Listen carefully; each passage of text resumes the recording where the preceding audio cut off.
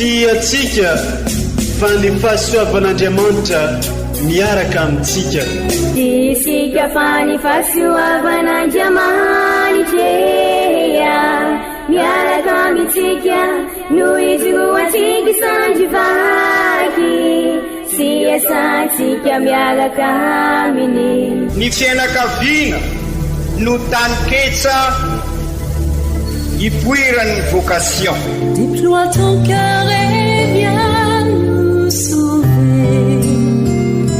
Délivre-nous de nous, délivre-nous de tout. Fa sisika tokoa fa ny fahasoavan'Andriamanitra miaraka amintsika. Sisika fa ny fahasoavan'Andriamanitra miaraka amintsika no izy ho atsika sandrivaky sy asantsika miaraka aminy. Fa olo raika atokotran'isika ao aminy, fianakaviana iray ao aminy, sy misy hevitrevitra ny olo no mampizara indraindray, fa Andriamanitra i Jesoa lay mpiandrony tsara ran'olotra ny aina olo raika, ary ao amin'ny fiangonana ao amin'ny eglizy dia sambatra antsika mahasapa an'izay.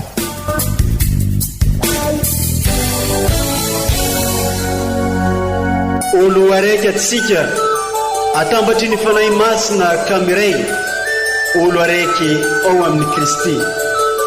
Fandaram-pampianarana iarano amin'ny son excellence Monseigneur Benjamin Marc Ramarson eto amin'ny radio Fania.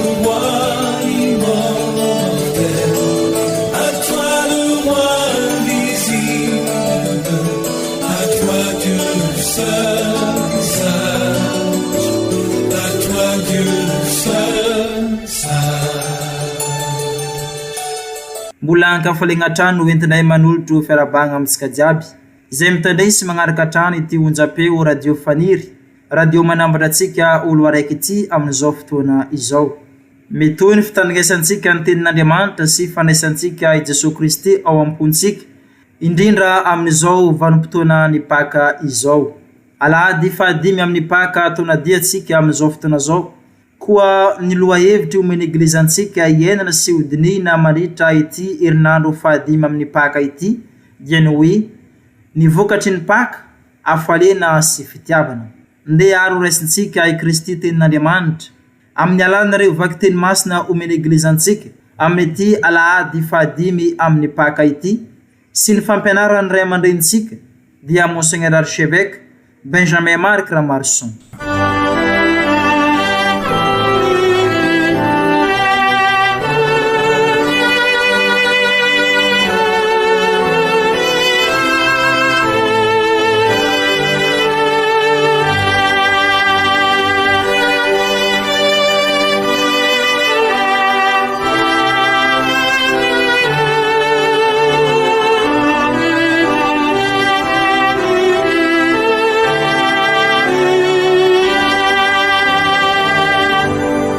Fankalazana ny tenin'Andriamanitra, vaky teny masina voalohany, boky mitantara ny asin'ny apôstôly. Tamin'ny zanandro zany, i Paul sy Barnabe dia niverina tany Listra sy Ikonioma ary Antiokia, nankahery fony mpianatra sy namporisika azy aharitra amin'ny finoana, ary nilaza fa ampiaretana fahoriana betsaka no tsy maintsy idirantsika amin'ny fanjakan'Andriamanitra. Isan'ny eglizy nalehany no nefa nivavaka sy nifadianina izy ireo dia nanendry pretra sy nanankina azy tamin'ny tompo izay efa ninoany.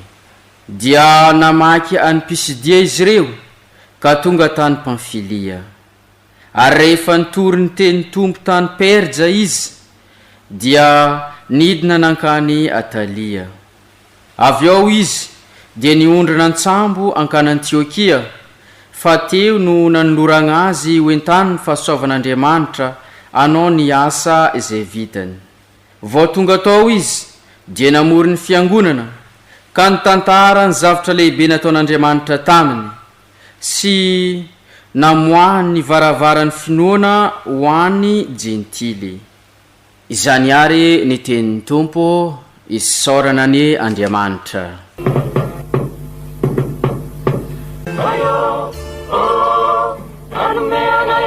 Jesus anakawenao kamisaja Manumera ni Jesus anakawenao kamisaja Ayo Manumera ni Jesus anakawenao kamisaja Manumera ni Jesus anakawenao kamisaja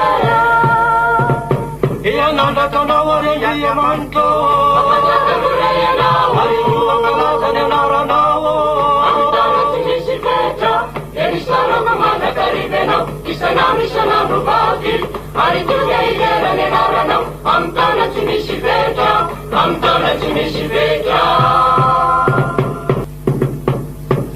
Ayo Oh Anumeana yani Jesus anakawenao Kami saja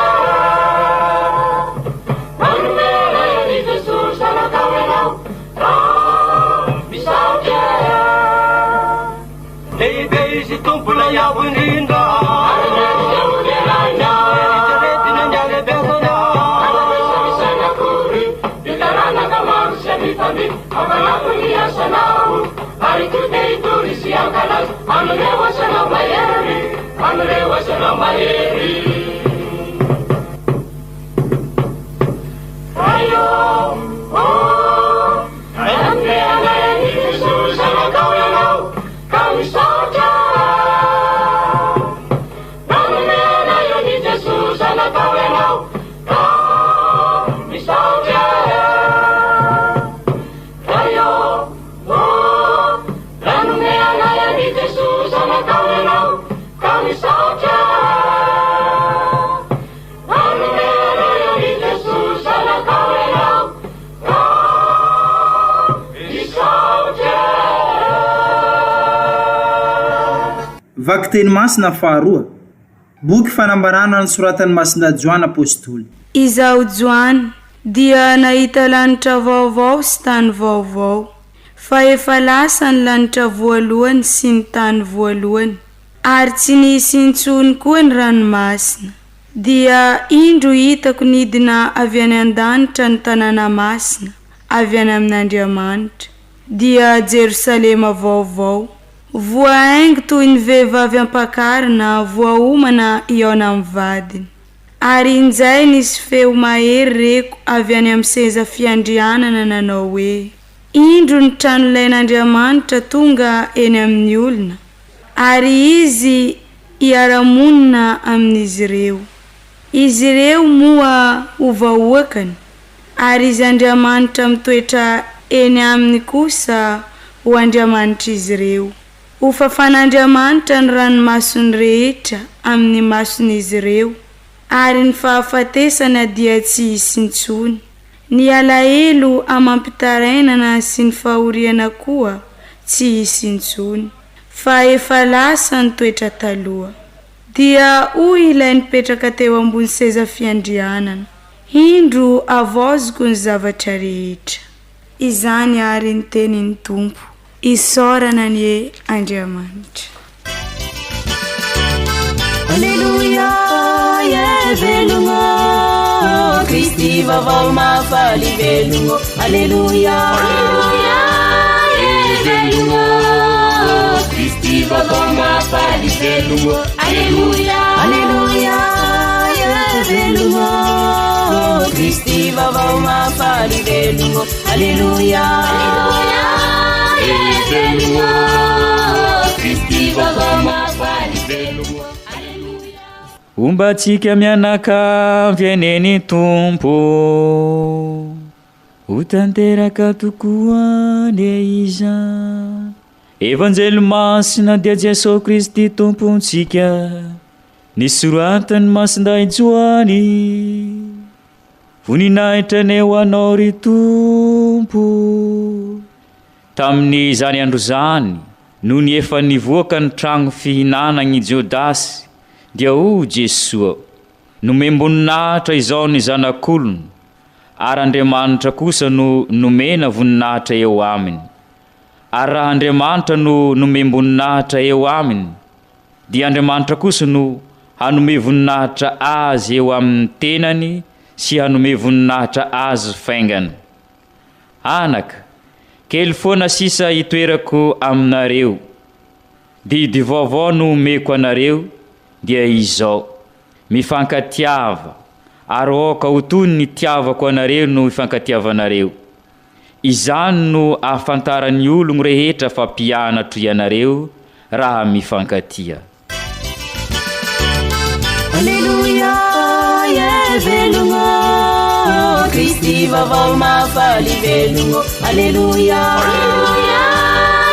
velongo, Kristi vavao mafaly velongo. Alleluia, velongo, Kristi vavao mafaly velongo. Alleluia, velongo, Kristi vavao mafaly velongo. Izany ary ny teniny Tompo, teraneo anao ry Kristy.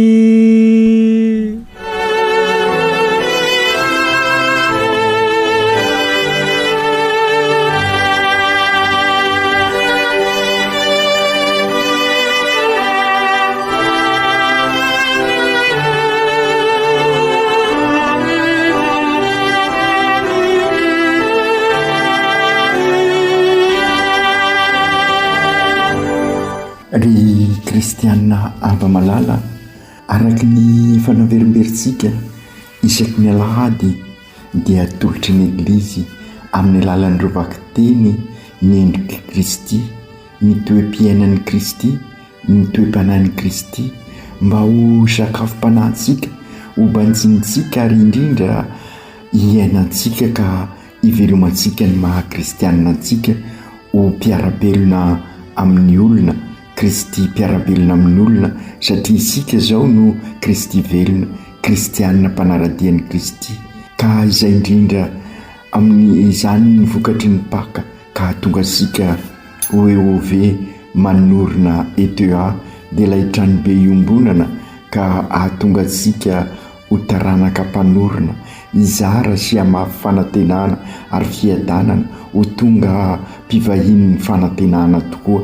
Ary ankafaliana ankaravona koa no iarahantsika mivavaka trany ho an'ny Papa Ray Masina vaovao, ny Papa Léon XIV, mba ho tena mpiandron'ny tsara anakinany ny Kristy ny egliziny izy ka tonga sika arak'izay voalaza zay ho Kristy mpiarabelona amin'ny olona, ho mpivahin'ny fanantenana, mamafy fanantenana, mamafy hafaliana, mamafy fiadanana, mamafy fihavanana zay anasitrana an'izao tontolo zao zay sy afenina amintsika fa very fanahy mbola velona ka sambatra isika hitondra an'i Kristy eo anivon'izy ireo, Kristy lalana sy famarinana ary fiainana. Raha fitinina zay rehetra zay dia ahatonga sika tokoa ary ho tena mpivahin'ny fanantenana araky ny teny fanentana amin'izao taonjobily izao. Ry kristianina havana, amin'izao alahady fadimy Paka zao ary dia Jesoa fotoboaloboka araky ny mahazatra sika no banjintsika. Raha ny marina tokoa moa i Jesoa voaloboka ka isika no rasany no tiany eglizy ampitaina amintsika mba hahatonga sika ho tena apôstôly mifikitra amin'ny Kristy. Ka raha ao amin'ny Kristy sika sy amin'ny alalany ary ao aminy dia hamokatra be toy ny rantsany voaloboka. Ka raha tena apôstôly marina tokoa dia ho rantsana voaloboka mamokatra be koa isika ka zary hafaliana fiadanana ny fiainantsika. Ka amin'izay dia tena ho Paka mitondra faliana sy fiadanana feny fanantenana izao Paka iainantsika izao. Ry kristianina havana, tiany eglizy miainga avy amin'ireo vaky-teny telo atolotrany amin'izao alahady fadimy Paka izao ary fa indrindra ny evanjely ny mikasika ny fanoharana nataon'i Jesoa momba ny voaloboka zay sy iza fa Andriamanitra io voaloboka io ary tian'Andriamanitra hamokatra isika. Ka amin'ny vaky-teny voalohany ary dia voalaza fa Andriamanitra ny fototra ny voaloboka ary sika vahoaka no rantsana. Velona tokoa ao amin'ny Kristy isika ary Kristy no mamelona antsika ary izy ilay mpiandrony tsara izay nombanjintsika tamin'ny alahady lasa teo ary mpiandrony tsara mafoy ny ainy ho antsika. Izany no paka vaovao ho antsika ary fampianarana lehibe ho antsika izany. Ny tenin'i Jesosy ao amin'ny evanjely manantrantitra tsara ary manambara fa raha mitoetra ho aminy tokoa isika dia amokatra be.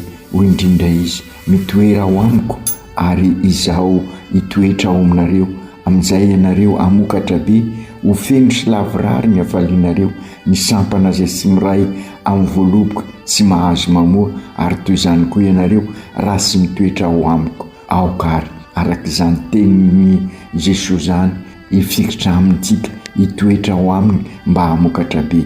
Dia ary ho alalintsika izany tenin'ny Jesosy zany fandrindra amin'izao alahady fahadimy mipaka izao, karaka ny voalaza sika teo am-pendohana mba hivelomantsika azy ka hahatonga sika ho Kristy mpiara-velona amin'olona, ho iove velona amin'ny finoana izay.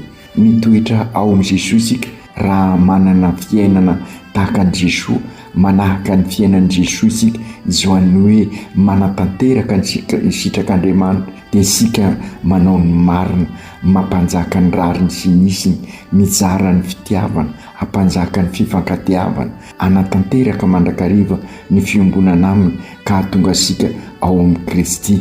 Raha fitimina izay rehetra izay dia isika anana fiainana eukaristika, izany hoe anana fahafoizana ary vonona anompo ao anatin'ny fahamarina.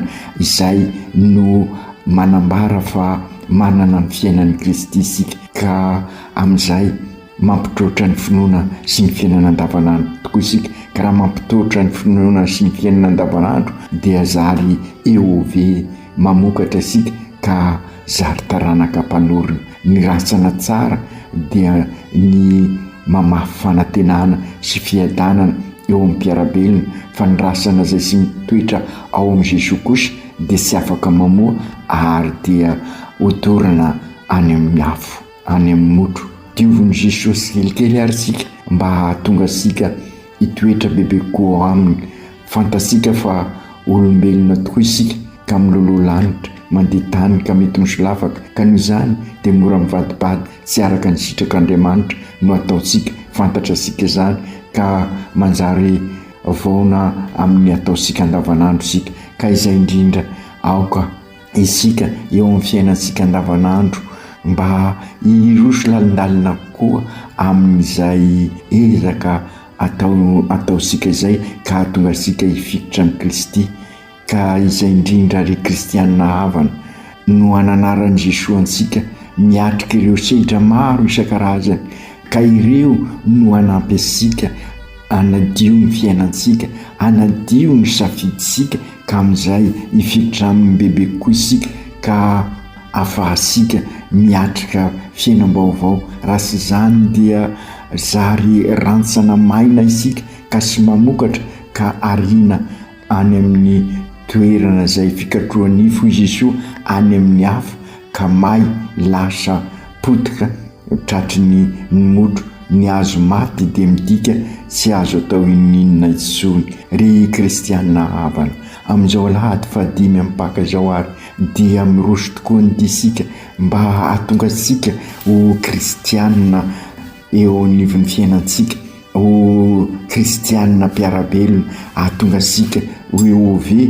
Ka araka ny ambaran'i Jesosy dia tokana ny lalana hahatonga antsika ho eove mamokatra izay, ho eglizy olona velona, dia isika mitoetra ao aminy, mifikitra ao aminy, mivahatra ao aminy. Ka raha mivahatra ao aminy isika dia ny angovony no haintsika miatrika ny fiainana, ary izay ny fanantenana ao antsika ary araka ny lazaina izay force ao antsika. Ka raha fitinina dia ny atao hoe mitoetra ao amin'ny Jesosy zany dia ny manana fiainana eukaristika ao isika, fiainana fahafoizana, fiainana manompo ao anatin'ny fahamarinana sy misy fiasaram-belasi mamokatra be isika satria miova ny fifandraisantsika noho izay fananantsika fiainana eukaristika fahafoizana sy fanompona ao anatin'ny fahamarinana izay miova ny fifandraisantsika na amin'ny zavaboary na amintsika samitsika na amin'Andriamanitra raha miova ho sara tokoa ny fifandraisantsika dia zary taranaka mpanorona isika mpanavao mitondra fanantenana mamafy fiadanana sy fihavanana eo amin'ny mpiarabelona amintsika. Izany koa no ambaran'ny vakiteny voalohany efa nasisika teny teo azosika sara izy raha mijery ny tantarany masinday Paoly ao amin'io asany apôstôly io araka ny voalaza dia sy isan'ireo 12 lahy i Paoly fa nisehony Jesosy teny amin'ny lalan'ny Damasy ary rehefa nitrotra tamin'i Jesosy izy nifanozy tamin'i Jesosy nifanona tamin'i Jesosy nifanena tamin'i Jesosy dia niova ny fiainany ao zany ny lakile sarobidy ahafahantsika mifikitra amin'i Jesosy asika sy misy miona amin'ny Jesosy manambara zany fa sy mifidy olona Andriamanitra fa nitadiaviny dia isika mitrotra aminy ary rehefa mitrotra dia mibebaka ka manjary mpiara-miasa akaiky aminy tahaka ny Paoly niakatra tany Jerosalema i Paoly hoy ny vakiteny voalohany anadiady ny fomba mety hitoriana ny evanjely. Izany koa ry kristiana havana no ataosika eto anivon'ny dioseze amin'izao synode fahafito izay andalinatsika ny lalam-piainana rehetra mba hahatonga sika ho tena hoe ovy vita batemy miara-dalana miombona mandray an-tanana misionera tabernakla velona ho mpivahin'ny fanantenana ka nitanjona araka ny averimberitsika amin'izao synody fahafito izao dia mba hametraka torolalana pastoraly direktoire pastoraly ka ahatonga sika ho katolika olon-dehibe amin'ny finoana anana finoana velona zary kristianina mpiarabelona amin'olona katolika aho raha vonona mandalina amin'ny finoana katolika aho raha mandray an-tanana izay inoko katolika aho raha mivelona ny finoko katolika aho raha mankalaza ny finoko amin'ny alalan'ny liturgia katolika aho raha vonona iseho vavolombelona ho mpivahiny ny fanantenana mizara izay finoko izay. Izany no nataon'ireo mpianatra izany no nataon'ny Paoly sy Barnabe nakany Jerosalema izery izay fomba hivelomana ny finoana tahaka ny ataosika amin'izao synode izao efa tonga amin'ny fijanonana fahatelo sika izao ka oka hiroso lalindalina koa hatrantsika ka ho afaka hifampisimbona hifanasoa hikasaka ny soiombonana satria piraitam-po ao amin'ny Kristy sika olo raika isika ziaby ka mivelona n'izay finoana mahakatolika izay. I masinday Joany kosa ao amin'ny vakiteny faharoa mananatra sika ry kristianina havana fa ny tena hoe mitoetra ao amin'ny Kristy mivahatra amin'ny Kristy dia isika mifankatia izany hoe ao anatin'ny fahamarinana ao anatin'ny fampanjakana ny rariny sy ny hisiny ao anatin'ny izay maha eove asika izay tokoa ka avonina mandrakariva hikasaka ny soiombonana hampanjaka ny rariny sy ny hisiny mifampisimbona ka ao anatin'ny fivelaran'ny fampitravafana ny finoana sy ny fiainana andavanandro ka okarisika ry kristianina havana hivahatra mandrakariva amin'ny Kristy hivahatra amin'ny Kristy voaloboka ka amin'izay ho mamokatra tokoa ny fiainantsika. Ry Jesosy Tompo nampianarinao izahay fa ny fifankatiavana no ahafantarana fa tena mpianatra ao izahay ary izay no ahafantarana fa mivahatra ao aminao tokoa izahay ka mipeo ary izahay anana n'ilay fitiavana nihinanao ka hahatonga anay koa ho vavolombelona eo amin'ny fiainanay ahatonga anay hivahatra aminao ka ho sampana mamoa tokoa izahay izany hoe tena eglizy olona velona eo ve afaka manorina ny eglizy fianakaviam-ben'Andriamanitra ny fratelli tutti olo raika sika zaby eglizy tranoben'Andriamanitra dia ilay tranobe iombonana ahay ampitrotra ny finoana sy ny fiainana andavanandro tokoa ny izahay ka ianao no voaloboka ary izahay no sampana ka ingany mba ho sampana mamoa tokoa izahay fa sampana zary azo maty Masiny Maria reny io, ianao tokoa no ampianatra anay, ainao no reny ny Jesoa ka ampianaro zahay hifikotra amin'ny Jesoa na dia maro aza ny sedra eo amin'ny fiainanay. Matoky anao zahay ry Maria reny ka miaraka aminao zahay rehetra, ianao zay mpiaro any Madagasikara ka amin'izao alahady 5 mpaka izao araky ny fantatra sika dia anokana any Madagasikara amin'ny fomasiny Jesoa izahay ka ingany mba anana fotoko izahay ka ilay fo mpampiombona mba ampiombona anay tokoa. Mila fo i Madagasikara, mila fo manahaka ny fomasiny Jesoa ry Maria reny ka ampio zahay anana fo tahaka ny nao, mba anana fo madio ka ipanjina mandrakariva ny fomasiny Jesoa ary anahaka azy ahafanay mandresy ny fisarisarana sy ny fanikiliana ka lavitra amin'izay ny herisetra sy ny ady. Ry Jesoa malemy fanahy sy manetry tena oam-po, ataovy manahaka ny fonao ny fonay. Ry Jesoa malemy fanahy sy manetry tena oam-po, ataovy manahaka ny fonao ny fonay. Ry Jesoa malemy fanahy sy manetry tena oam-po, ataovy manahaka ny fonao ny fonay.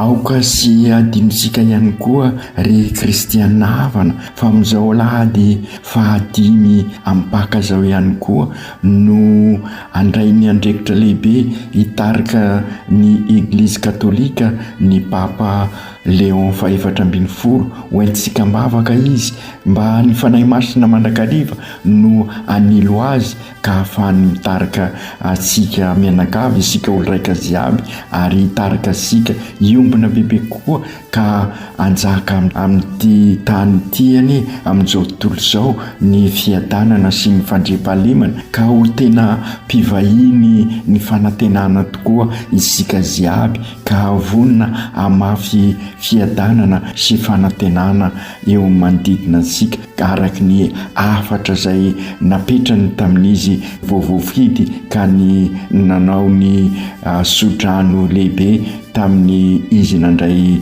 ny fitantanana ny Eglizy Katolika ho amin'ny mandrakarivany ny fanan'Andriamanitra. Aoko tanteraka izany amin'ny anaran'ny Ray sy ny Zanaka sy ny Fanahy Masina. Amen.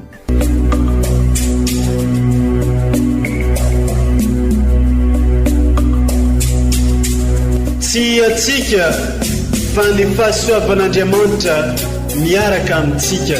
Isika fa ny fahasoavan'Andriamanitra miaraka amintsika noho izy ho antsika sandrivaky sy asantsika miaraka aminy. Ny fianakaviana no tany ketsa ipoiran'ny vocation. Déploie ton cœur et viens nous sauver. Délivre-nous de nous, délivre-nous de tout. Fa sisika tokoa fa ny fahasoavan'Andriamanitra miaraka amintsika. Sisika fa ny fahasoavan'Andriamanitra miaraka amintsika noho izy ho antsika sandrivaky sy asantsika miaraka aminy. Fa olo raika tokoatranisika ao aminy, fianakaviana iray ao aminy, tsy misy hevitrevitra. Ny olo no mampizara indraindray fa Andriamanitra i Jesoa lay mpiandrony tsara ran'olotra ny aina olo raika ary ao amin'ny fiangonana ao amin'ny Eglizy dia sambatra atsika mahasapa an'izay.